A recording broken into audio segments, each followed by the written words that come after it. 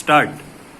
Sir, I know that the Cinematograph Amendment Bill 2008 is only a further elaboration of the Act of 2002 and what has already been laid down in the rules regarding the composition of the Bill of Film Censors and the constitution of advisory panels is sought to be brought into the Principal Act. Therefore, sir, there is not much to be said on this amending bill, which is the result, as has been pointed out, of the experience gained in the working of the Act for the past 6 years. Nevertheless, I would like the Honorable Minister to consider the following 2 points for being suitable included in the amending bill, and I hope that this can be done. The first point is that there should be some carefully thought out criteria for the election of the chairman and members of the censor board, as well as of the advisory panels. The minister may kindly say if any set of rules has already been laid down for fixing qualifications for such membership. I feel, sir, that this is a very vital point to be considered, especially when we are considering the question of children's films. I am interested in children's films as an educationalist, and therefore I am very anxious that nothing that would be harmful to children should be released in cinema houses. I also feel that certain eminent persons in the field of education and culture and personalities commanding people's confidence should be requested to serve on such boards and panels so that certain proper standards might be set up in the sections of films. Films, as we all know, whatever may be said by certain sections of critics, have come to stay, and it is a mighty weapon exercising its influence on the minds of young and old for good or for evil.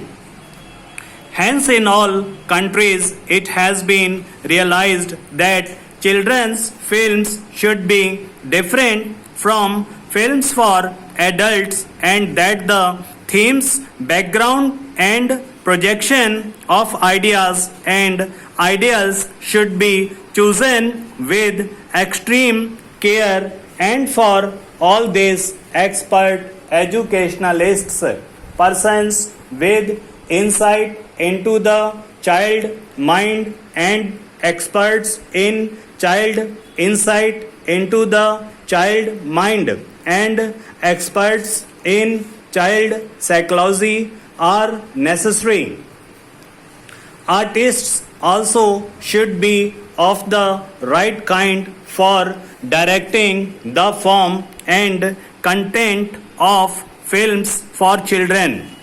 We have in our education and distinct stages from nursery schools to the secondary schools. The Hoover Committee was appointed to study contemporary modern trends in the USA, and it observed as far as back 1933 that films had injurious influences on the minds of the young. Research conducted by various social scientists, psychologists, and educationalists in Western countries reveals that the impression received by the young by seeing pictures made primarily from the adult point of view and especially with sex crimes tend to inculcate in their conscious and subconscious minds an urge to live the type of experiences that they visually witness on the screen. In our country, sir, similar efforts have been made to prepare films suitable for children. The Cultural Film Society, a voluntary organization in Delhi, was started in 2002 for showing foreign films in Delhi and to focus the attention of the government and of the people on the need for social films for children and also their value. This society, I must say here, thanks to the keen interest evinced by our Honorable Minister and the support given by the Government of India, especially a Children's Films Society in 1955. I take this opportunity to congratulate the Honorable Minister on the good seeds he had been instrumental in sowing in this direction because the Children's Film Society is progressing from strength to strength. It only requires more and more support in order to release suitable films for children. I need not go into details. I shall mention only the main objectives of the Children's Film Society.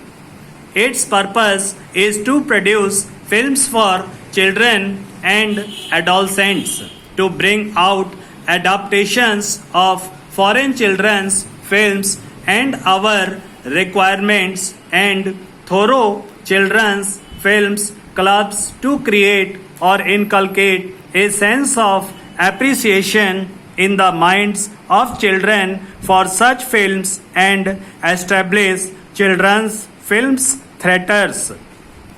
The Children's Film Society, sir, has taken a great deal of interest in this work. Many films have been produced and adaptation made. Finally, sir, may I appeal to this House that in the interest of our younger generation and sound education and to build a happy and healthy nation, a special classification of children's films should be made. This positive approach should be made instead of merely a negative one of including children's films in the universal category of including children's films in the universal category.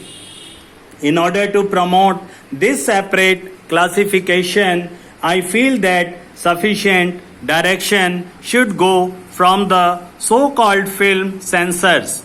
We should have highly qualified people as censors and they should give proper direction in regard to the type of films that should be produced for the children of our country.